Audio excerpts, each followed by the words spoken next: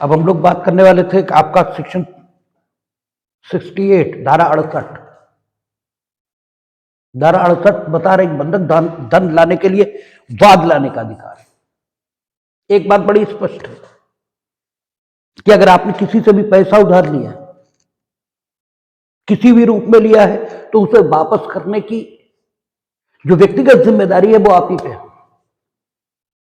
ये आप ही की जिम्मेदारी बनती है कि आप उसे वापस करें। लेकिन आप जिससे आपने पैसा लिया है उसके साथ कोई अरेंजमेंट, कोई व्यवस्था ये ऐसी निर्मित कर सकते हैं जिसमें ये व्यक्तिगत जिम्मेदारी है किसी और पर शिफ्ट हो जाए। और बंधक एक ऐसा ही सब व्यवहार है। बंधक जब आप करते हैं बंधककर्ता के तौर पर, तो बंधकदार इससे आपने बंधक धन लिया है,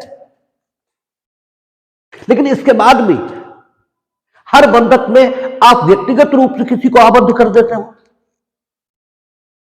या स्वयं व्यक्तिगत रूप से आबद्ध हो जाते हो, ऐसा नहीं होता। बल्कि बंधक धन जो लौटाने की जिम्मेदारी है वो प्रथमतः आप संपत्ति इस पर रखते हैं कि संपत्ति में एक हित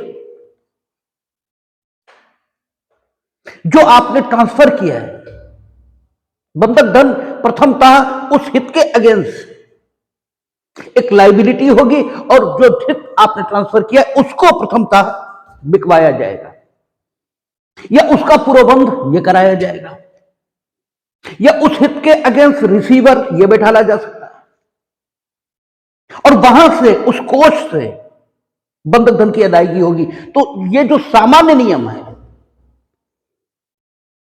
कि जब भी आप कोई पैसा उधार लेंगे किसी से तो उसे वापस करने की जिम्मेदारी आपकी पर्सनल होगी। ये नियम परिवर्तित ये होता दिखाई देता है किसमें? बंधक के व्यवहार में। ये तो ठीक है कि जब भी आप किसी से पैसा उधार ले लेंगे तो आप ही की व्यक्तिगत जिम्मेदारी है कि आप उस पैसे को वापस करें। लेकिन अगर उस पैसे की वापसी के लिए कोई सिक्योरिटी, कोई प्रतिभूति ये निर्मित की गई है, तो प्रतिभूति निर्मित करने के जो निबंधन है वो इस व्यक्तिगत जिम्मेदारी को परिवर्तित ये भी कर सकते हैं। और बंधक में ऐसा ही होता है। आपने सादा बंधक ये किया अपनी संपत्ति का, वहां आप क्या करते हैं? व्यक्तिगत जिम्मेदारी तो लेते ही हैं, लेकिन साथ ही साथ आप एक प्रतिभूति ये भी निर्मित करते हैं, एक सिक्योरिटी ये भी निर्मित करते हैं कि किसके साथ? बंधकदार के साथ मिलकर, कि आप इस संपत्ति का विक्रय ये कराकर भी अपने बंधक धन की वसूली ये कर सकते हैं। तो जनरल जो सामान्य नियम है वो सामान्य नियम यही है कि आप किसी से भी उधार लें, व्यक्तिगत जिम्मेदारी है आपकी, आप वापस करें। लेकिन उस व्यक्तिगत जिम्मेदारी को शिफ्ट ये भी किया जा सकता है। आप कोई प्रतिभूति, कोई सिक्योरिटी ये निर्मित करते हैं जैसा बंधक में आप कर रहे हैं। आपने किसी से पैसा उधार लिया, संपत्ति का उपभोग ये करने का हक ये उसे दे दिया और कहा कि अपने बंधक धन की अदायगी इसी से कर लीजिए। तो आपने जो व्यक्तिगत दायित्व था आपका उधार लेते समय उधार को चुकता करने का, उस व्यक्तिगत दायित्व को शिफ्ट कर दिया है। तो ये सही है, ये तो बिल्कुल ठीक है कि हमेशा जब भी आप पैसा उधार लेंगे तो प्रथमतः आप ही की जिम्मेदारी है कि आप उस पैसे को वापस करें। लेकिन इस जिम्मेदारी को शिफ्ट ये किया जा सकता है, विभिन्न लीगल माध्यम है, विभिन्न विधिक तरीके हैं जिनमें यह जिम्मेदारी शिफ्ट हो जाती है और बंधक उन्हीं में से एक है। सशर्त विक्रय द्वारा बंधक है। आपने बंधक धन लिया, यह सही है कि व्यक्तिगत जिम्मेदारी आप ही की है कि आप उस बंधक धन को वापस करें, लेकिन आप नहीं करते तो क्या होगा? पूर्वबंध। और पूर्वबंध के माध्यम से आपको उस संपत्ति का मोचन कराने के लिए सदैव के लिए यह रोक दिया जाएगा। आपकी मर्जी है, मत कराइए। और चूंकि बंधकदार इस स्थिति के लिए राजी हुआ था संविदा करते समय, इसलिए वो ये भी नहीं शिकायत कर सकता कि नहीं आप हमारे पैसे ही दीजिए, क्योंकि आप सशर्त विक्रय द्वारा बंधक कर रहे थे, आप राजी हुए थे उस बात पर। और बंधकदार को किसी बात का, किसी तरह का नुकसान ये भी नहीं होता इस प्रकार की स्थिति में, क्योंकि धारा 66 जो बंधक धन के अगेंस्ट प्रतिभूति की पर्याप्तता इसको बताती है, वो स्पष्ट रूप से घोषित करती है कि प्रतिभूति तभी पर्याप्त मानी जाएगी जब प्रत्येक समय, हर समय जो बंधक धन है उससे 1/3 ज्यादा रहे। और अगर बंधक संपत्ति क्या है? निर्माण, तो फिर क्या हो? बंधक धन से आधी ये अधिक रहे, तो बंधकदार तो हमेशा फायदे में है।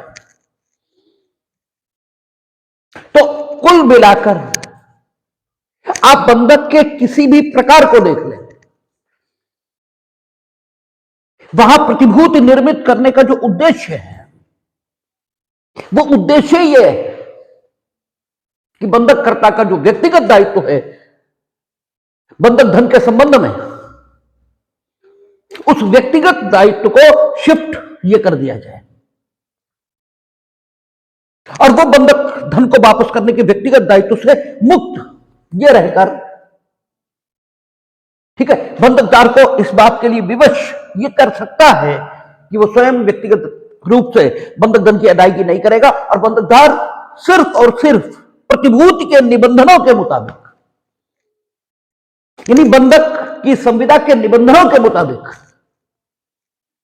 अपने बंधक धन की वसूली उस प्रकार से करे जिस प्रकार से धारा 67 ये बंधक धन के प्रतिसंदाय को सुनिश्चित करती है, यानी या तो विक्रय और या पूर्वबंध, और कुछ मामलों में रिसीवर की नियुक्ति। ये एक तरीका है, लेकिन कुछ सिचुएशंस ऐसी हो सकती हैं जहां बंधककर्ता के व्यक्तिगत दायित्व को मान्यता ये देनी ही पड़े। ये सही है कि बंधक के सब व्यवहार में बंधककर्ता व्यक्तिगत रूप से स्वयं को आबद्ध करता ही नहीं है, सिवाय सादा बंधक के। सादा बंधक में जरूर होता है कि वो व्यक्तिगत रूप से भी खुद को आबद्ध करता है और विक्रय का अधिकार ये भी बंधकदार के पक्ष में ये ट्रांसफर करता है। हां, ये बात विलक्षण बंधक के संबंध में वहां भी सही हो सकती है, क्योंकि विलक्षण बंधक में बंधकदार के अधिकार क्या होंगे ये बंधक की संविदा यही तय करेगी, क्योंकि विलक्षण बंधक में एक से अधिक बंधकों के लक्षण ये दिखाई देते हैं। उसकी डेफिनेशन कहती है कि वो ना तो भोग बंधक है, ना सादा बंधक है, ना सशर्त विक्रय द्वारा बंधक है, ना अंग्रेजी बंधक है, ना हक विलेखों के निक्षेप द्वारा बंधक है, यानी वो हर बंधक से कुछ ज्यादा है। तो उसमें बंधकदार के अधिकार क्या होंगे वो सेक्शन 98 ये बताएगा और कहता है कि बंधक की संविदा ये तय करेगी कि बंधकदार के अधिकार वहां क्या होंगे। लेकिन जो भी हो,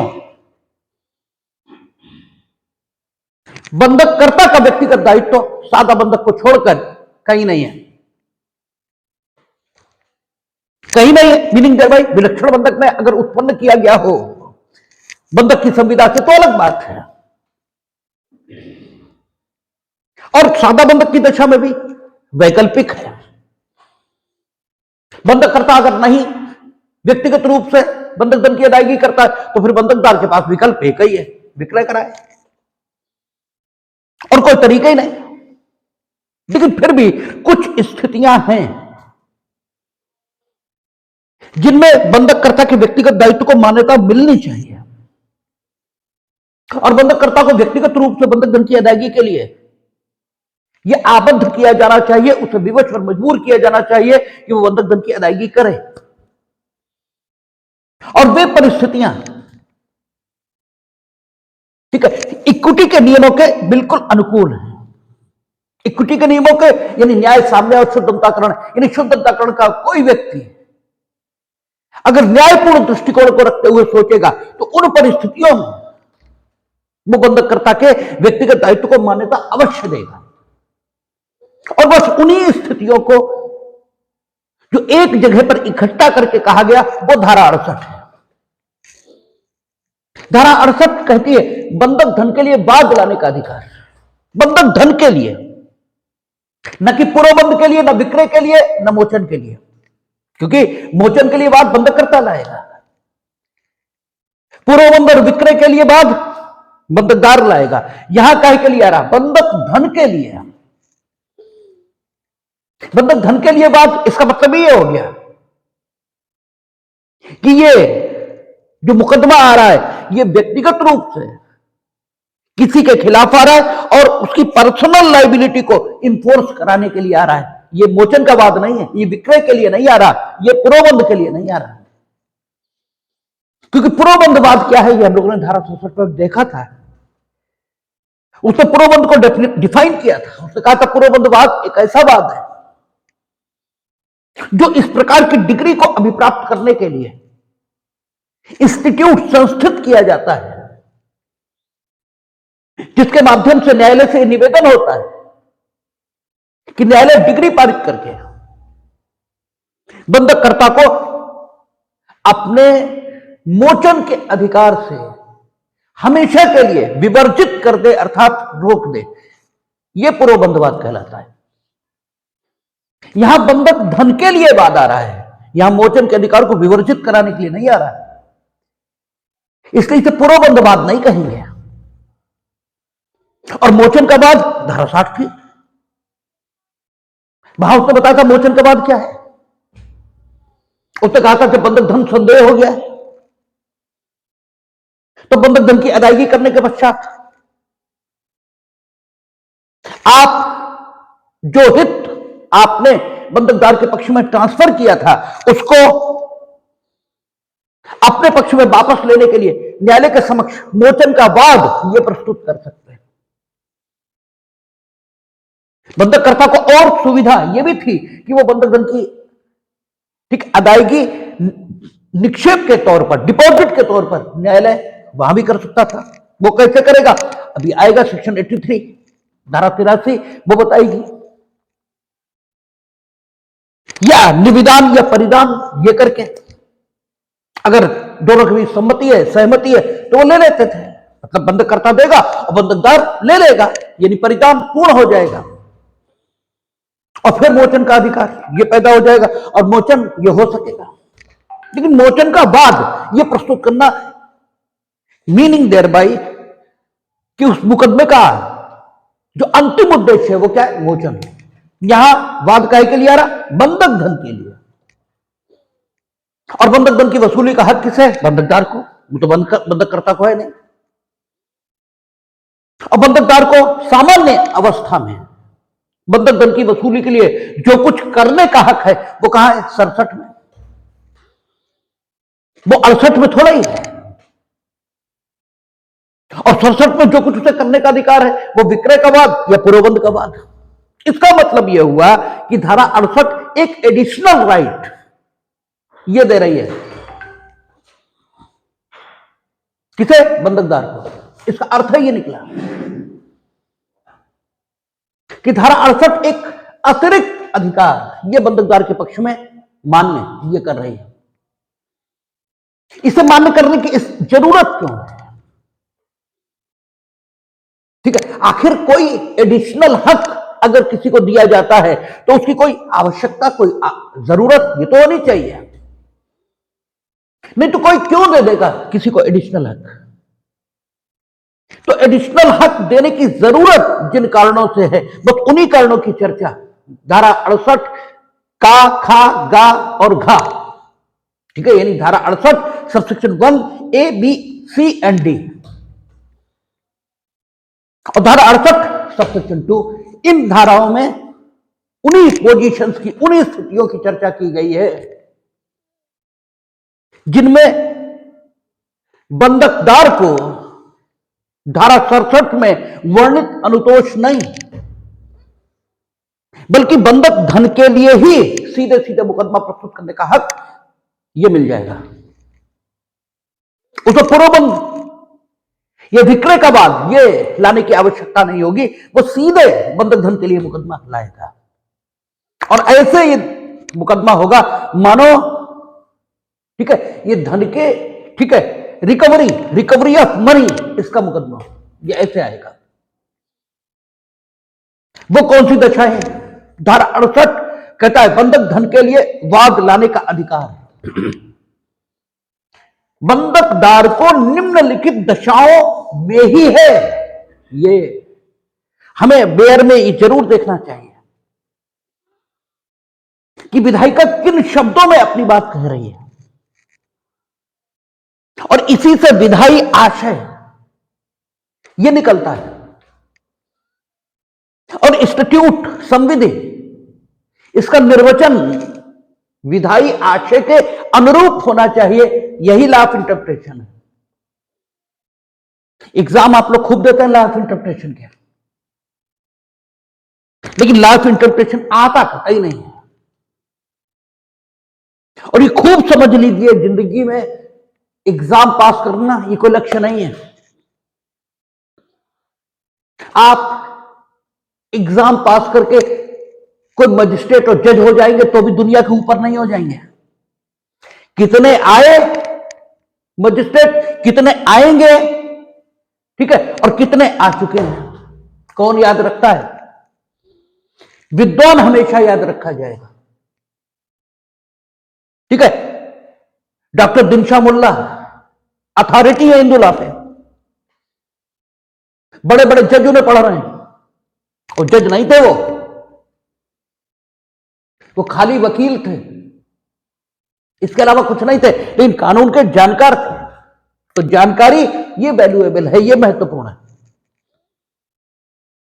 और पढ़ाई पढ़ने के लिए होती है। अगर पढ़ाई पढ़ने के लिए करेंगे तो एग्जाम क्रैक होगा नहीं होगा पता नहीं, लेकिन इतना तय है कि कुछ ना कुछ हो जरूर जाएगा। और एग्जाम क्रैक करने के लिए पढ़े, और एग्जाम क्रैक न हुआ क्योंकि तुम निकले घर से एग्जाम देने और कुत्ते ने काट लिया, जिसे तुम नहीं रोक सकते, तो फिर सब कुछ आते हुए भी लिख कुछ नहीं पाओगे, और हो जाओगे फेल, और आता तुम्हें होगा नहीं क्योंकि तुम एग्जाम ही पास करने के लिए पढ़े थे। इसलिए पढ़ना हमेशा पढ़ने के लिए है।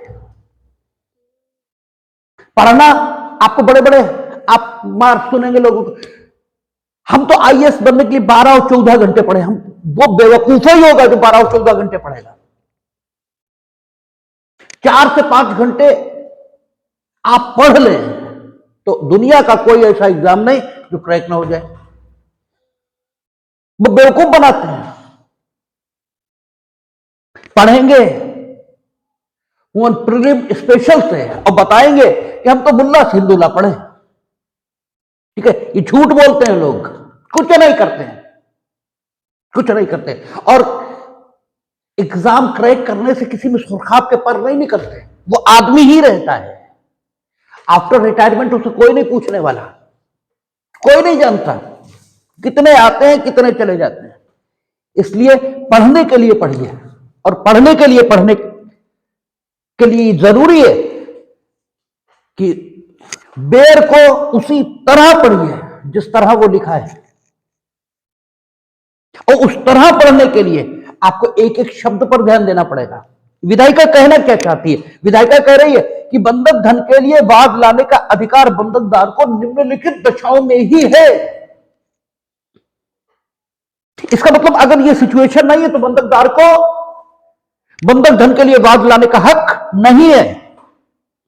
इसका मतलब क्या निकल आया? इसका मतलब यह निकला कि बंधकदार को बंधक की संविदा में जो सामान्य अनुतोष प्राप्त होंगे, इन जनरल वो अनुतोष वही हैं जो धारा 67 में है, यानी पुरोबंध विक्रय। बस ये स्पेशल स्थिति है, ये कंडीशन ही विशेष है। और ये कंडीशन विशेष इसलिए क्योंकि धारा 68 में जो कुछ लिखा है उस परिस्थिति में न्यायपूर्ण है कि बंधक धन के लिए वाद लाने का हक ये बंधकदार को मिलना चाहिए। इसलिए इन सिचुएशन में ही उसे बंधक धन के लिए वाद लाने का हक है। तो अगर आपने जो आपके बेर पढ़ने का तरीका है हे रे करके वो पढ़ लिया आपने, तो फिर बेर गलत ही रहेगा, और बेर गलत रहा तो कॉन्सेप्शन गलत रहेगा। ठीक कल हम कहीं बैठे थे तो एक सज्जन जो फाइनेंस का काम करते हैं, यानी लोगों को पैसे उधार देते होंगे ब्याज पे, वो हमसे चर्चा 106 सबसेक्शन 2 पर कर रहे थे और हमारी मानने को तैयार नहीं थे कि उन्होंने किसी यूट्यूबर का वीडियो सुन लिया था कि अब एक्सीडेंट अगर होगा तो अस्पताल पहुंचाना पड़ेगा। तो हमने कहा कहां पर लिखा है, जरा हमें ये तो दिखा दो। तो वो कह रहे थे आपको मालूम नहीं है। तो हमने कहा हम LLM पास हैं, ठीक है, हमें नहीं मालूम है, तुम फाइनेंस का काम करते हो तुम्हें मालूम है। फिर हमने मंगवाया, हमने कहा देखो क्या लिखा है इसमें। तो है लोग न कुछ पढ़ेंगे न कुछ लिखेंगे और अननेसेसरी समाज में भ्रम निर्मित करेंगे। इसलिए जरूरी है कि बेयर देखिए, बेयर कानून में बेयर सबसे उत्कृष्ट चीज है। वो नहीं आ रहा तो कुछ नहीं आ रहा, बाकी सब बकवास है। और बेयर पढ़ने का तरीका ये तभी आएगा जब बेयर के एक एक शब्द पर ध्यान दीजिए, तब विधायी आशय क्लियर होता है। वो कहता है निम्नलिखित दशाओं में ही है, इसके मतलब ये हुए इसके अलावा नहीं है। अब दशाएं देखें कौन सी हैं, कहता निम्नलिखित दशाओं में ही है। आगे वो जानती है विधायिका कि इसे बेवकूफ भी पढ़ेंगे, इसलिए उसने आगे और कहा, क्लियर किया, कामा लगाया, फिर कहा अन्य दशाओं में नहीं, ये भी कहा उसने। विधायिका बहुत क्लियर करती है चीजों को, जहां तक क्लियर कर सकती है वहां तक करती है। हां ये ठीक है कि आपको क्लियर करने के लिए विधायिका सेक्शन को अशुद्ध नहीं कर सकती। जैसे आप लोग कहते ना कि भाषा बड़ी कठिन है, तो भाषा का स्तर निम्न कर दिया जाए, ठीक है, आपको समझाने के लिए। तो भाषा तो गलत हो जाएगी, क्योंकि जिस भाव के लिए जो उपयुक्त शब्द है बस वही तो उपयोग किया जाएगा। अगर भाव के लिए शब्द का चुनाव हम आपकी मांग के मुताबिक करेंगे तो वो भाव ही नहीं आएगा। भाव की अभिव्यक्ति ये तो आपकी मांग पर चुने गए शब्द के आधार पर ये नहीं होगी। भाव की अभिव्यक्ति के लिए जो उपयुक्त शब्द है उसी का इस्तेमाल होगा। तो शुद्धता, इससे कोई कॉम्प्रोमाइज करके आपको समझाने की कोशिश नहीं हो सकती। हां, अगर शुद्धता बनी रहकर कुछ हो सकता है तो उतना स्पष्ट कर देना चाहिए। तो विधायिका ने यहां किया, उसने लिखा कि निम्नलिखित दशाओं में ही है, अन्य दशाओं में नहीं। और फिर उसने लिखा अर्थात की मतलब ये स्थितियां हों तो फिर बंधक धन के लिए वाद लाने का हक है, और ये स्थितियां न हो तो बंधक धन के लिए वाद लाने का हक ये नहीं है। ये निकलकर बात इससे आ रही है। कौन सी दशाएं? का खंड में कहता है जहां की बंधक करता बंधक धन के प्रति समुदाय के लिए अपने आप को आबद्ध करता है, तो ये तो लीगल कंडीशन है भाई। जब आपने खुदा ही कर लिया पर्सनली अपने को लाइबल, जैसे सादा बंधक में होता है कि आप सादा बंधक में खुद को पर्सनली लाइबल ये भी करते हैं, और बंधक संपत्ति पर प्रतिभूत का निर्माण ये भी करते हैं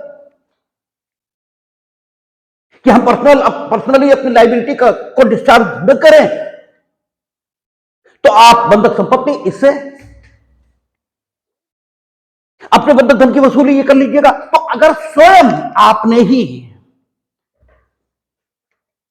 बंधक धन की वसूली के लिए बंधकदार को, ठीक है, मुकदमा लाने का हक ये दिया है, तो फिर संविदा के निबंधनों के मुताबिक काम होगा और ये संविदा विधि के प्रावधानों के अनुरूप होगा, क्योंकि संविदा विधि के प्रावधानों के मुताबिक संविदा विधि द्वारा निर्धारित सीमाओं के भीतर रहते हुए पक्षकार स्वयं के अधिकारों का विनिश्चय ये करने के लिए स्वतंत्र ये होते हैं, वो कर सकते हैं। तो अगर आपने खुद किया है तो ये लाफुल है कि वो बंधक धन के लिए मुकदमा लाए, विकल्प तो आप ही ने दिया। तो पहली कंडीशन कानून पर आधारित है कि यदि बंधक धन के प्रति समुदाय के लिए मुकदमा लाने का हक जो बंधकदार को प्राप्त है, अर्थात बंधककर्ता ने स्वयं को आबद्ध किया है, तो लाएगा बंधक धन के लिए, अदरवाइज पूर्वबंध और विक्रय। दूसरी कंडीशन ये इक्विटी पर आधारित है, साम्य पर आधारित है। क्या कहता है, जहां की बंधककर्ता या बंधकदार के सदोष कार्य या व्यतिक्रम से भिन्न किसी हेतु से बंधक संपत्ति पूर्णता या भागता नष्ट हो जाती है, पूर्णता या भागता नष्ट हो गई और बंधककर्ता या बंधकदार ने दोनों ने कोई काम नहीं किया, चीजें किसी के कुछ किए बिना भी नष्ट हो जाएंगी। चीजों को नष्ट करना जरूरी नहीं है, ठीक है। हिंदू मेथोडोलॉजी इसके प्रिंसिपल्स के मुताबिक या मुस्लिम मेथोडोलॉजी, कोई हो, ये संसार नश्वर है, यहां आने वाली प्रत्येक चीज आपके कुछ किए बिना ही नष्ट हो जाने वाली है। यहां कुछ भी स्थायी नहीं है, यहां कुछ भी परमानेंट नहीं है, यहां तो सब कुछ नष्ट ही होना है। तो बंधककर्ता और बंधकदार ने कुछ किया नहीं, बंधक संपत्ति को नष्ट करने के लिए तो आवश्यक नहीं कि बंधक संपत्ति बनी ही रहेगी, वो नष्ट तो हो ही सकती है, नष्ट हो गई, जबकि बंधककर्ता और बंधकदार ने कुछ नहीं किया। तो अब गलती तो किसी की नहीं, भाई गलती तो किसी की भी नहीं, तो हम किसी को भी दंडित नहीं कर सकते। दंडित शब्द ठीक नहीं है। सिविल लाइबिलिटी की जब चर्चा हम कर रहे हैं उस समय, तो हम ये कहें हम किसी पर इसके लिए दायित्व ये नहीं रख सकते कि बंधक संपत्ति नष्ट हो गई, होती रहती है, क्योंकि बंधककर्ता या बंधकदार ने कुछ किया ही नहीं। ऐसा होगा कब, बाढ़ आ गई, भूकंप आ गया, आग लग गई बंधक संपत्ति में, गलती किसी की नहीं है। बिजली का तार ऊपर से गिरा, टूटकर चिंगारी उठी, आग लग गई, अब बंधक संपत्ति तो नष्ट है, किसी ने कुछ नहीं किया। तो फिर होना क्या चाहिए, साम्यिक यही है, ठीक है, इक्विटेबल यही है कि ऐसी दशा में बंधकदार को बंधक धन के लिए वाद लाने का हक यह मिलना चाहिए।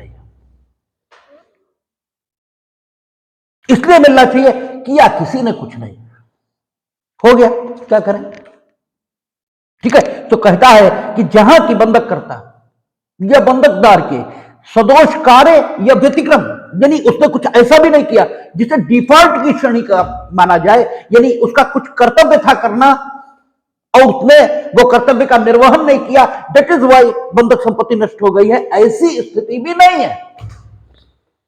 ना तो उसका कोई कार्य है और ना कोई व्यतिक्रम, दोनों ही नहीं है। अब जैसे आप लोगों में आता ना, बोले व्यतिक्रम तो थोड़ा कठिन पड़ जाता है, वो थोड़ा समझ में नहीं आता। चलो हमने डिफॉल्ट कह दिया तो क्या समझ में आया, तब भी तो कुछ नहीं आया, क्योंकि न डिफॉल्ट का कॉन्सेप्शन है, न व्यतिक्रम का कॉन्सेप्शन है। इवन आपको यही कॉन्सेप्शन नहीं है कि आपको क्या कॉन्सेप्शन नहीं है। ठीक है, तो बड़ी समस्या यही है कि आपको यही कॉन्सेप्शन नहीं है कि आपको कॉन्सेप्शन क्या नहीं है। जिस दिन कॉन्सेप्शन ये हो जाता है, लैंग्वेज ये तो प्रॉब्लम ही नहीं है। आप कठिन से कठिन भाव घर में बैठकर मां बाप दोस्तों के साथ शेयर कर लेते हैं हिंदी में। आपका कठिन से कठिन भाव है, तो भाई ये क्यों नहीं भाव अभिव्यक्त हो सकता है। दिक्कत ये है कि यहां जो भाव है वो भाव ही समझ में नहीं है, इसलिए आपको लगता है। अच्छा, एक आदमी की आदत होती है वो खुद को गलती नहीं देता, वो खुद को गलती देना ही नहीं चाहता। सब नेताओं को गाली दे रहे हैं, मानो वो खुद बहुत ठीक है, और जो कि पर्सनल जिंदगी में जो उन्हें करना चाहिए वो कतई नहीं करते हैं। एज ए स्टूडेंट आप ठीक हैं, एज ए टीचर आप ठीक हैं, whatever duty has been assigned to you that is discharge by you or not. जरा इसका परीक्षण करें तो पाएंगे हम तो कहीं ही नहीं, गाली नेताओं दे रहे हैं। क्यों? कोई भी अपनी गलती नहीं मानना चाहता, ये मानव स्वभाव है, ह्यूमन टेंडेंसी है। तो आप ये मानना नहीं चाहते कि आपको कॉन्सेप्शन ही नहीं है, आप सारी गलती लैंग्वेज के सिर थोप देना चाहते हैं, क्योंकि लैंग्वेज की कोई गलती नहीं। व्यतिक्रम और डिफॉल्ट आपको दोनों ही नहीं आते। ठीक है, व्यतिक्रम मीनिंग दे रहा है कुछ ड्यूटी थी आपकी जिसको आपने डिस्चार्ज नहीं किया, तब यह कहा जाएगा you have made a default, आपने डिफॉल्ट किया। ठीक है, तो कहता है कि जहां की बंधककर्ता या बंधकदार के सदोष कार्य या व्यतिक्रम से भिन्न किसी हेतु से बंधक संपत्ति पूर्णतः या भागतः नष्ट हो जाती है। भागता नष्ट हो गई, प्रतिभूति अपर्याप्त हो गई, तब भी उसे मिलना चाहिए बंधक धन के लिए बांध लाने का, या अब या तो नष्ट हो गई और या प्रतिभूति धारा 66 के अर्थ के अंदर अपर्याप्त हो जाती है, और बंधकदार ने बंधककर्ता को इतनी अतिरिक्त प्रतिभूति देने के लिए जितनी से कुल प्रतिभूति पर्याप्त हो जाए युक्त अवसर दिया है, और बंधककर्ता ऐसा करने में असफल रहा है। यानी बंधककर्ता या बंधकदार के किसी दोष या व्यतिक्रम के बिना ऐसा हुआ है कि बंधक संपत्ति या तो नष्ट हो गई और या प्रतिभूति के प्रयोजनों से अपर्याप्त हो गई। हमने आपके पास अपना मकान ये बंधक रख दिया, हुआ क्या, मिस्टर ए आए और उन्होंने कहा कि आशीष त्रिपाठी के पिताजी अपना मकान मेरे पास वसीयत रख गए थे, और वाकई रख गए थे। वसीयत रख गए थे मीनिंग भाई वसीयत कर गए थे, और वाकई कर गए थे। ना हमें जानकारी थी ना मिस्टर ए को। उनने पुताई कराने के लिए कागज निकाले तो वसीयत निकल आई। अब मुकदमा कर दिया। ठीक है, हमें भी कोई जानकारी, हमने कोई कपट आपसे किया नहीं। अब मकान तो आधा, मान लीजिए आधे मकान की वसीयत उन्होंने की, आधा मकान उनके पास चला गया। अब प्रतिभूति अपर्याप्त हो गई बंधककर्ता या बंधकदार के किसी दोष या व्यतिक्रम के बिना। ठीक है, तो प्रतिभूति अपर्याप्त हो सकती है और बंधककर्ता या बंधकदार का कोई दोष न हो, यह भी हो सकता है। तो बंधककर्ता या बंधकदार के दोष के बिना प्रतिभूति या तो विनष्ट हो गई या धारा 66 के अर्थ के अंतर्गत वह अपर्याप्त हो गई। धारा 66 के अर्थ के अंतर्गत मीनिंग दर में अब उसकी कीमत बंधक धन की अपेक्षा 1/3 ज्यादा या आधी ज्यादा नहीं बची, और दोष किसी का नहीं है। तो ये साम्यिक है, ये इक्विटेबल है कि बंधकदार को पूर्वबंध और विक्रय के अलावा, क्योंकि पूर्वबंध और विक्रय वो कराएगा तो नुकसान में जाएगा, ठीक है, तो पुरोबंध और विक्रय के अलावा कोई और हक यह भी मिलना चाहिए।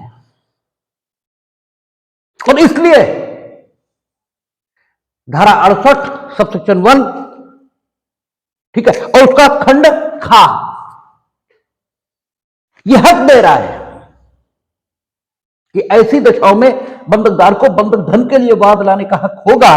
लेकिन हां, एक बात और है कि बंधकदार सामयिक अनुतोष इसका उपभोग करे या उसका उपयोग करे, उससे पहले साम्याचु की विधि का अनुगमन करती है। साम्या का संकल्प यह है कि वो विधि का अनुगमन करेगी। इसलिए कानून के मुताबिक, यह कानून की, यूं कहें कानून के मुताबिक तो नहीं, कानून की भावना के मुताबिक यह उपयुक्त होगा कि बंधकदार एक बार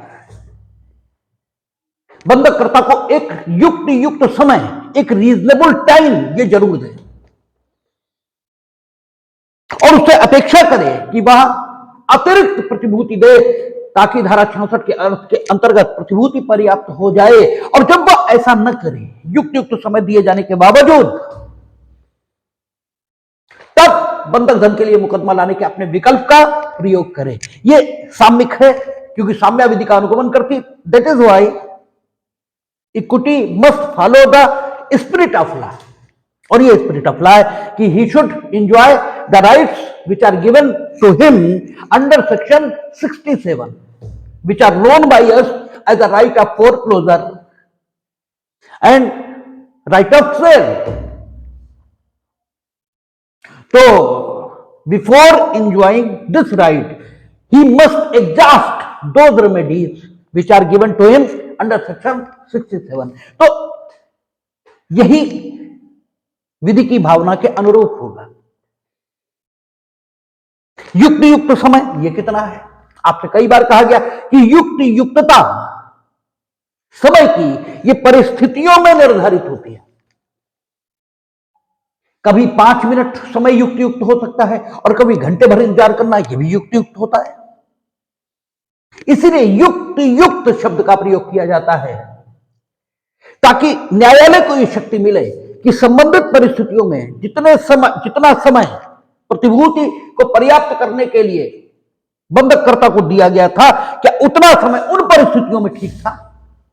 बंधककर्ता के घर में बीमारी थी, तुम कह रहे थे आज ही प्रतिभूति पर्याप्त कर दो, और नहीं तो कल हम बंधक धन के लिए मुकदमा लेंगे। अरे क्या बीमारी है तो पहले वो बीमारी देखेगा, तुम्हारे प्रतिभूति पर्याप्त करता घूमेगा। तो ऐसी दशाओं में उसे नॉर्मल तो होने दीजिए, इतना समय तो दीजिए। ठीक है, तो युक्तता का अभिनिश्चय परिस्थितियों में किया जाएगा। 68 का खंड किस पर आधारित है? कानून पर, जब आपने स्वयं आबद्ध किया। खाखंड इक्विटी पर आधारित है कि दोष किसी का नहीं है। और गाखंड जहां की बंधकदार अपनी पूर्ण प्रतिभूति से या उसके किसी भाग से बंधककर्ता के सदोष कार्य या व्यतिक्रम के द्वारा या परिणाम स्वरूप तुमने जानबूझकर वही काम किया कि इन्हें इनकी प्रतिभूति से वंचित कर देना एक तरीका, और तुम जो कर रहे थे उसका स्वाभाविक परिणाम यह था कि वो अपनी प्रतिभूति से वंचित हो जाएगा, तब भी तो परिणाम तो तुम ही भुगतोगे। थप्पड़ हमने तुम्हारे जाने दिया, तुम हम कहेंगे हमारा अपमान करने का कोई आशय नहीं था। अरे वाह, जो कुछ तुम कर रहे हो तुम बेवकूफ तो नहीं हो, पागल तो नहीं हो। जो कुछ तुम कर रहे हो उससे आदमी का अपमान ही होगा, ये तुम्हें मालूम नहीं है? तो तुम्हारा आशय हमें सम्मानित करने का था, इससे फर्क क्या पड़ता? मारा तो तुमने जूता ही, तो तुम्हारा सम्मानित करने का आशय था, इससे क्या मतलब? आपको क्या ज्ञान नहीं था? इसीलिए आप देखते हैं हर जगह, चाहे वेदर, दैट इज सेक्शन 300, ठीक है, जो वर्तमान आईपीसी है उसके मुताबिक कहता ज्ञान या आशय दोनों में से कोई हो, बात खत्म। आप उसी अपराध के दोषी हो सकते हैं। ज्ञान है आपको, फिर क्यों नहीं? तो वही कह रहा है कि जबकि सदोष काम है किसका? बंधककर्ता का। उसने सदोष काम करके वंचित किया है, यानी जानबूझकर उसने सदोष काम किया, या वो वंचित हो गया, यानी किया तुमने काम, भले ही उसे वंचित करने के आशय से न किया हो, लेकिन तुम्हें ज्ञान था कि वंचित हो जाएगा और हो गया, यह वंचित हो सकता है और हो गया। अब आपका सदोष काम है, यानी ये कृत्य अपकृत्य की श्रेणी में आ रहा है, यानी गा और घा खंड अपकृत्य पर आधारित है। आपसे यह भी प्री में पूछा जाता है कि का खंड 68 का कानून पर आधारित है, 68 खा इक्विटी पर आधारित है, 68 गा और घा अपकृत्य पर आधारित है। अब 68 गा, और चूंकि अपकृत्य में नुकसानी मिलती है, इसलिए यहां मूलधन तो वो बंधक धन ही, जब 68 गा के आधार पर अगर मुकदमा लाया बंधकदार बंधक धन की वसूली के लिए, तो बंधक धन वसूलेगा, साथ ही साथ ब्याज, क्योंकि बंधक धन में ब्याज भी शामिल होता है। तो ब्याज, चूंकि ये अपकृत्य पर आधारित है, इसलिए ब्याज दिलाना, कितना ब्याज दिलाया जाए, वो न्यायालय की वैवेकिक शक्ति होगी। जबकि का और खा में जब मुकदमा लाया जाएगा, तब जो ब्याज है वही होगा जो बंधक की संविदा में निर्धारित है, ठीक है ना, क्योंकि यहां अकृत्य कर दिया, यहां नुकसानी की सूरत में बंधक धन मांगा जाएगा। यहां बंधक धन कैसा मांगा जाएगा? नुकसानी की सूरत में, और अकृत्य में नुकसानी प्रदान करने के पीछे जो आशय है, वो आशय क्या है कि उसे वापस उसी दशा में लाया जाए, और चूंकि वापस उसी दशा में लाया जाए तो बंधक धन ही दिलाया जाएगा, लेकिन जहां तक ब्याज का सवाल है, वो कितना दिलवाया जाए, वो न्यायालय की वैवेकिक शक्ति होगी, ठीक है। तो 68 गा कहता है, जब सदोष काम आपने किया, आपके सदोष काम के कारण वह अपनी प्रतिभूति से वंचित हुआ है, ठीक है, आपका सदोष काम है, आपने जानबूझकर कुछ ऐसा किया है, ये ठीक है। धारा 66 ये कहती है कि बंधक संपत्ति इसे नाश या क्षय से बचाने के लिए आपके पार्ट पर पॉजिटिव एक्ट की जरूरत नहीं है, ये कहती हो, लेकिन आप पर ड्यूटी भी इंपोज करती है, आप कुछ करेंगे नहीं ऐसा जिससे वो बंधक संपत्ति जो प्रतिभूत के तौर पर रखी गई वो अपर्याप्त हो जाए। आपने ऐसा किया है क्योंकि सदोष कार्य या व्यतिक्रम है, ठीक है ना, आप संरक्षित रखने के लिए बाध्य थे, आपने नहीं रखा। अब स्थिति यह है कि बंधक धन के लिए वाद लाने का हक मिलेगा, ठीक है ना। 68 घा कहता है, जहां की बंधकदार बंधक संपत्ति पर कब्जे का हकदार है,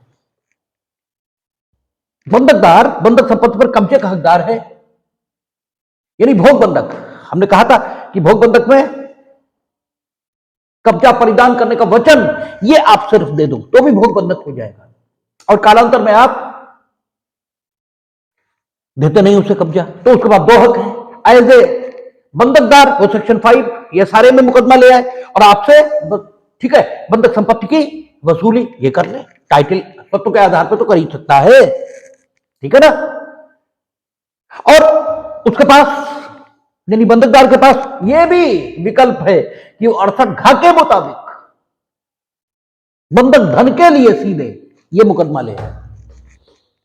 क्यों 68 घा कहती है कि जहां की बंधकदार बंधक संपत्ति पर कब्जे का हकदार है, वहां यदि बंधक करता उसे उसका यानी उसका किसके लिए आया? कब्जे के लिए, उसे उसका परिधान करने में अथवा बंधककर्ता या बंधकदार के बंधककर्ता या बंधककर्ता के हक से वरिष्ठ हक के अधीन दावा करने वाले किसी व्यक्ति द्वारा किए गए विघ्न के बिना उस पर कब्जा सुनिश्चित कराने में असफल रहता है। यानी दो स्थितियां, या तो बंधककर्ता इसने कब्जा खुद ही नहीं दिया, और चूंकि बंधकदार कब्जे का हकदार था तो बंधकदार के पास कोई विकल्प ही नहीं सिवाय इसके कि क्योंकि पूर्वबंध विक्रय किसका कराए, अरे कुछ हो तो कब्जा वहां देना तो हमने दिया ही नहीं। भोग बंधक है तो उसमें पूर्वबंध विक्रय दोनों का हक नहीं है, लेकिन बंधक संपत्ति के लाभों में से तो लेगा वो, और वो कब्जा ही नहीं दिया तो फिर क्या करें, और या फिर कब्जा दिया बंधककर्ता ने, लेकिन हुआ क्या कि बंधककर्ता से वरिष्ठ हक, बंधककर्ता से सुपीरियर हक जिसका था वो आ गया। वही उदाहरण फिर ले लेते हैं, हमें मालूम ही नहीं कि हमारा मकान मिस्टर ए के नाम मेरे पिताजी वसीयत करके गए, मिस्टर ए को भी नहीं मालूम, हमने भोग बंधक कर दिया है। ठीक है, हमने भोग बंधक कर दिया, और जब उसने कब्जा लेना चाहा हमने दे भी दिया कब्जा, हमारा कोई सदोष कार्य व्यतिक्रम भी नहीं है, हमने कब्जा दे दिया, लेकिन वो आए, वो हमसे वरिष्ठ हक रखते हैं, उन्हें कब्जा लेने ही नहीं दिया। या वो कब्जा लेने आया, ये भी भला आदमी वो भी भला आदमी, उन्हें वसीयत दिखाई, ये मान के भैया तुम्हारा है, तुमने थोड़ी ना हमसे बंधक किया है, ठीक है। तो अब वो बिना, ठीक है, कठिनाई के बंधक संपत्ति पर कब्जा ले नहीं सकता, ठीक है ना, क्योंकि बंधककर्ता से वरिष्ठ हक के अधीन दावा करने वाले व्यक्ति उसे ऐसा करने से रोक रहा है। तो ऐसी दशा में भी क्या होगा, बंधकदार, इसे बंधक धन के लिए कब्जा लाने का हक ये होगा। और यहां ये ठीक है कि बंधक करता, इसका भी कोई सदोष कार्य व्यतिक्रम नहीं है, लेकिन फिर भी जब सामयिक दृष्टिकोण से देखेंगे तो बंधकदार ज्यादा अच्छी स्थिति में दिखाई दे रहा है बनस्पत बंधक करता के, इसलिए इसे भी अप्रत्यात्मक आधार ही मानते हैं। तो अर्थात का, खा, गा और घा, केवल 4 स्थितियां हैं, इन्हीं में बंधक धन के लिए वाद लाने का हक ये बंधकदार को मिलेगा। और फिर कहता है परंतु जोड़ के कि खंड का की दशा में बंधककर्ता का कोई अंति रहती है, वो व्यक्तिगत दायित्व से भारित नहीं माना जाएगा। ये बात ठीक भी है, क्योंकि खंड का में क्या लिखा है, उसने कहा जबकि बंधककर्ता अपने को बंधक धन की प्रतिसंधाय के लिए व्यक्तिगत तौर पर आबद्ध करता है, तो पर्सनली जिसने जिम्मेदारी ली उसी को पर्सनल जिम्मेदारी ये निभानी चाहिए, किसी अन्य को क्यों निभानी चाहिए। और आपको ध्यान है कि 59A थी जो ये बताती थी कि बंधककर्ता और बंधकदार शब्दों के अंतर्गत कौन कौन आता है, और जब लेजिस्लेचर एक बार बता देगी तो हर जगह पूरे इंस्टीट्यूट में वही बात समझी जाएगी। तो अगर ये शब्द नहीं जोड़ेंगे तो पर्सनल लायबिलिटी जो हर व्यक्ति स्वयं अपने ऊपर निर्मित कर सकता है उस नियम का वायलेशन हो जाएगा, और बंधककर्ता अपने अंतिरति पर पर्सनल लायबिलिटी ये रखने में कामयाब हो जाएगा। इस बात को न्यूट्रलाइज करने के लिए क्या किया है, यहां पर यह कह दिया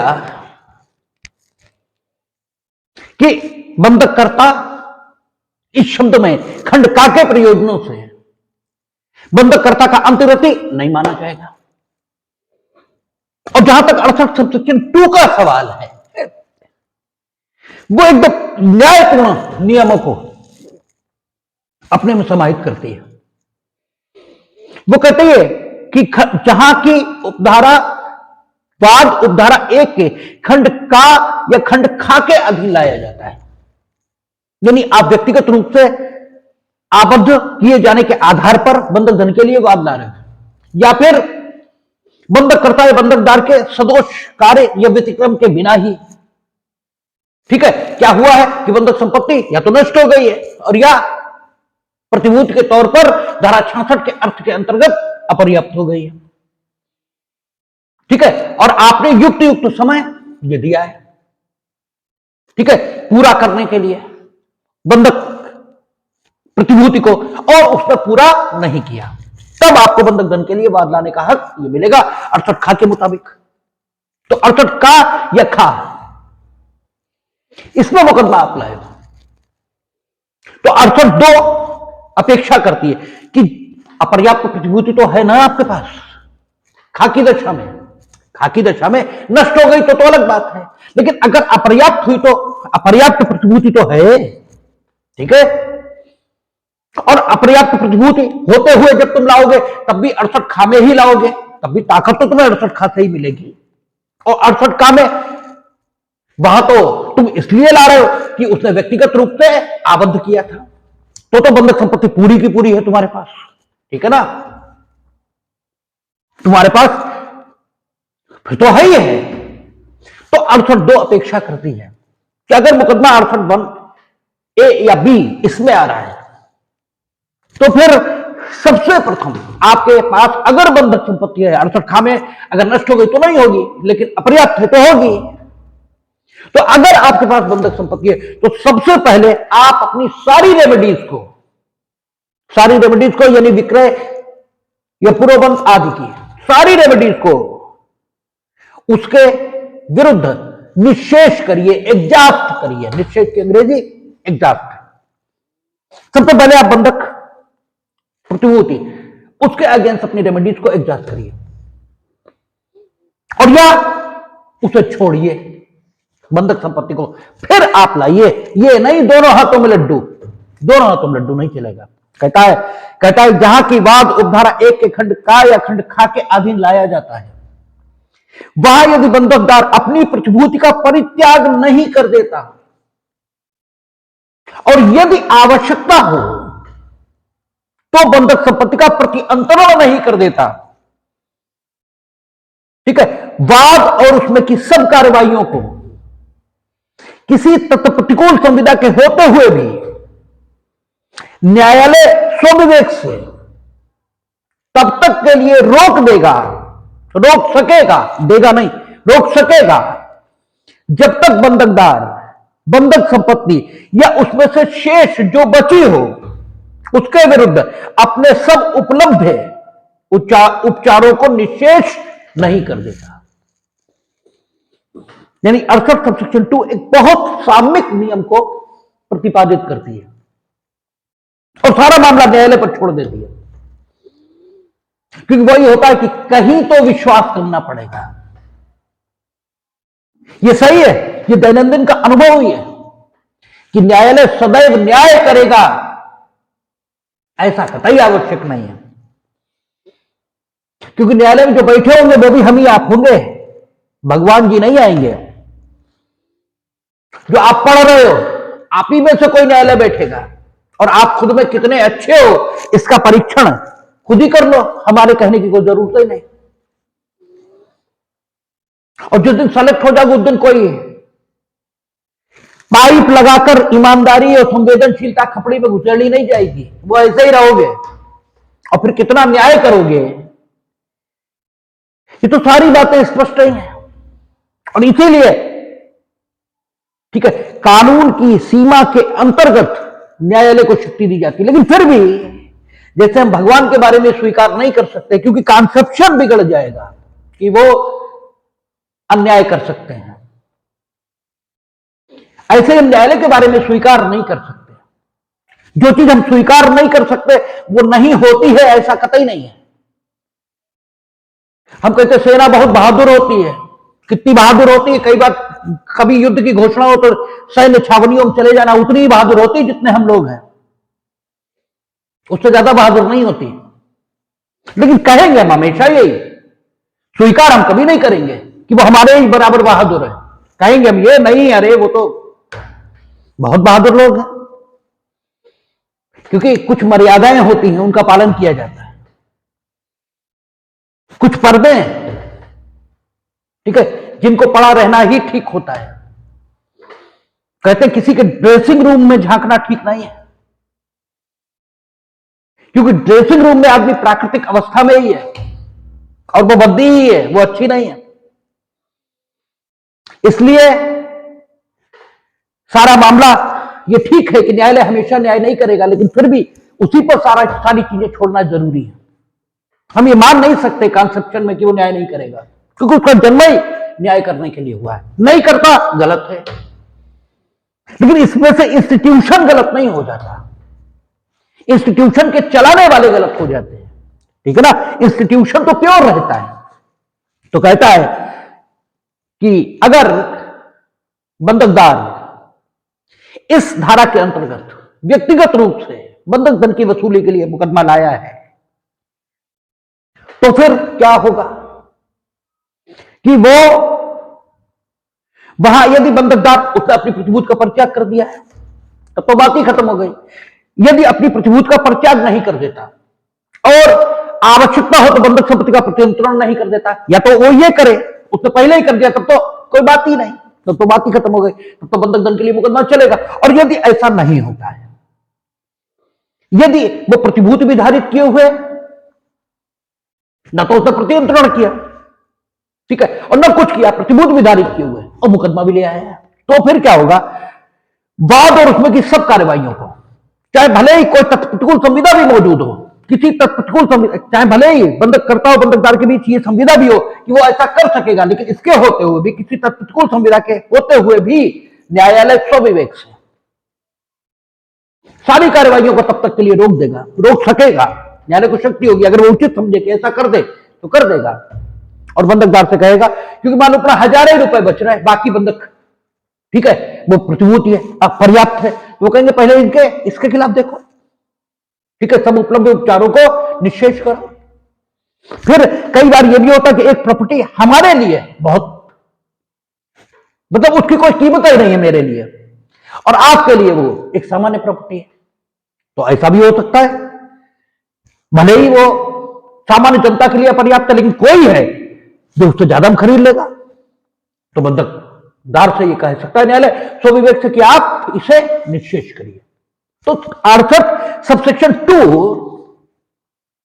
न्यायालय को कार्रवाइयों को रोकने की शक्ति देती है, तब तक के लिए जब तक कि बंधकदार या तो, ठीक है, बंधक संपत्ति के विरुद्ध अपने सब उपलब्ध उपचारों को निश्चेष करे और तभी मुकदमा लाए।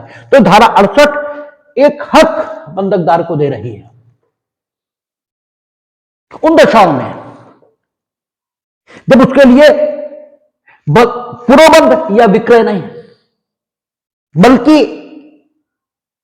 बंधक धन के लिए ही वाद लाना ठीक माना जाएगा।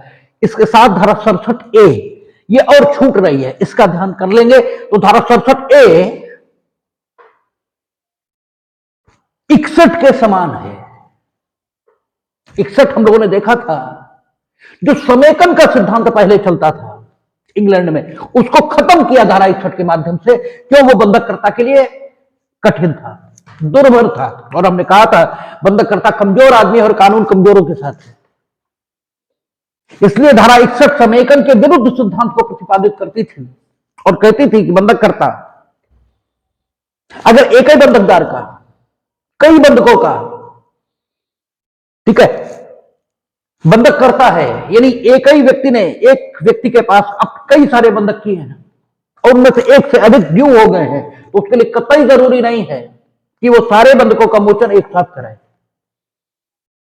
वो एक एक करके भी मोचन करा सकता है। पहले ऐसा नहीं था, उसको बदला। 67A में यही बात बंधकदार के संबंध में है, लेकिन उलट है, बिल्कुल उलट है। बात यह कहा था कि बंधककर्ता सारे बंधकों का मोचन एक साथ कराइए, उसके लिए जरूरी नहीं है, और बंधकदार के साथ जब यह स्थिति पैदा होगी कि वो एक बंधककर्ता का कई बंधकों का बंधकदार है और उन सब बंधकों के बारे में उसे एक ही प्रकार की डिग्री ये प्राप्त करने का हक है। अगर अलग अलग डिग्री प्राप्त करने का हक है तब नहीं। बंधकदार एक और उसे उसके एक से अधिक बंधक एक बंधककर्ता पर हैं और उसे सारे बंधक ड्यू हो चुके हैं और सारे बंधकों के संबंध में उसे एक ही डिग्री प्राप्त करने का हक है, एक ही प्रकार की, या तो विक्रय की या पुरोबंध की। तो फिर यह होगा कि बंधकदार से अपेक्षित है कि वो सारे बंधकों का मोचन एक साथ कराए, वो सारे बंधकों के संबंध में पुरोबंध या विक्रय का बाद एक साथ लाए, वो एक एक करके नहीं ला सकता। ठीक है, तो बिल्कुल उलट नियम 67A में आया है 61 से। देखें क्या कहता है, कहता है जो बंधकदार एक ही बंधकदार द्वारा एक ही बंधककर्ता द्वारा निष्पादित ऐसे दो या अधिक बंधक धारण करता है, ये स्थिति बिल्कुल 61 जैसी है, कोई दिक्कत नहीं। कहता है कि जो बंधकदार एक ही बंधककर्ता द्वारा निष्पादित ऐसे दो या अधिक बंधक धारण करता है जिनमें से हर एक के विषय में उसे धारा 67 के अधीन एक ही किस्म की डिग्री प्राप्त करने का अधिकार है। यह महत्वपूर्ण है। 67A का कि जो 67A का जो प्रतिबंध है, क्योंकि ये बंधकदार के दृष्टिकोण से तो प्रतिबंध है, तो धारा 67A का जो प्रतिबंध है यह बंधकदार पर उसी दशा में लागू होगा जिस दशा में वह एक से अधिक बंधक धारण करता है, बंधककर्ता भी एक ही है, दो नहीं है, और उसे सारे बंधकों के संबंध में एक ही प्रकार की डिग्री प्राप्त करने का अधिकार है। और जो उन बंधकों में से किसी एक के लिए ऐसी डिग्री अभिप्राप्त करने के बाद लाता है वह तथ्य प्रतिकूल संविदा न हो, तो उन सब बंधकों के आधार पर जिनके बारे में बंधक धन शोध हो गया है बाद लाने के लिए आबद्ध होगा। सबके साथ ये एक साथ लाना पड़ेगा। शर्त कितनी? एक बंधक करता होना चाहिए, उसी के एक से अधिक बंधक होने चाहिए और सारे बंधकों के संबंध में एक ही प्रकार की डिग्री ये प्राप्त करने का हक ये बंधकदार को होना चाहिए और कोई तथ्य प्रतिकूल संविदा ये नहीं होनी चाहिए। अगर तथ्य प्रतिकूल संविदा है, बंधक करता पहले ही मरने को तैयार है और तो बंधकदार को यह हक पहले ही दे रखा है कि वह एक एक भले ही एक एक प्रकार की डिग्री प्राप्त करने का हक है, लेकिन वो एक एक बंधक के संबंध में पूर्वबंध या विक्रय की डिग्री प्राप्त कर सकता है, तो फिर बोलो फिर कोई क्या कर सकता है, ठीक है। लेकिन अगर प्रतिकूल संविधान नहीं है तो फिर सरसटे एक प्रतिबंध ये बंधकदार पर लगाती है। ये 67 ए और 68। अब कुछ विशेष बचा नहीं बंधक में। एक चीज बची है 81 और 82, मार्शलिंग और कंट्रीब्यूशन, ठीक है। बाकी रिसीवर का अपॉइंटमेंट कब होता है क्या नहीं, इस पर एक क्लास ले लेंगे हल्की फुल्की, और बाकी अब मुख्य वही बचा है, ठीक है। तो देख लेंगे अगली क्लास में क्या होता है।